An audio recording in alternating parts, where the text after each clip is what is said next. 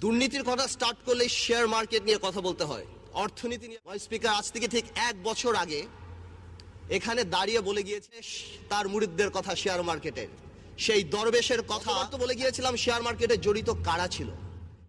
হালকা করে বলার কিভাবে শেয়ার মার্কেটের ঘটনাটা ঘটানো হলো, সরকার থেকে বলা হলো, রেগুলেটর লাগানো হলো, এটা লাগানো হলো, পরে আবার সিসিটিভি ক্যামেরাও লাগানো। টিভি ক্যামেরাগুলি যদি এই কালপ্রিটদের বাড়ির সামনে লাগানো হতো, এই টাকাগুলি কোথায় গিয়েছে মাননীয় স্পিকার?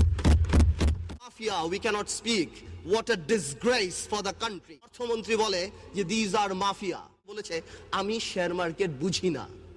তাদেরকে নিয়ে মাননীয় স্পিকার 200 কিলোমিটার স্পিডের একটা গাড়ি যদি আপনি হঠাৎ ব্রেক করেন তাহলে কি হবে? যাত্রীরা, এই বাংলাদেশের ব্যাংকের কিছু ব্যবসায়িক শকুনরা, তাদের আশেপাশের কিছু ব্যবসায়ীরা এই শেয়ার মার্কেট থেকে টাকাটা নিয়ে আরম্ভ করলো। আমার শেয়ার মার্কেট বিচ্ছিন্ন হয়ে গেল, বাংলাদেশের মিডল ক্লাস ফ্যামিলি ধ্বংস হয়ে গেল। মাননীয় স্পিকার, প্রধানমন্ত্রী উদ্যোগ নিলেন, এই দরবেশকে আবার সেই সিটে বসালেন।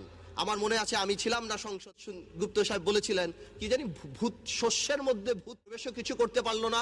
বিভিন্ন ব্যাংকের সাথে কথা বললেন, বললো নাকি কোনো প্রাইভেট ব্যাংকের মালিক একটা টাকাও দিল না এই শেয়ার মার্কেটে। এমনও দেখা গিয়েছে অনেক ব্যাংকের মালিকরা তারা ডাইরেক্ট ব্রোকার এই টাকাটা নিয়ে গিয়েছে। এটা বাংলাদেশের সবচেয়ে বড় কারাপশন। এই ইতিহাস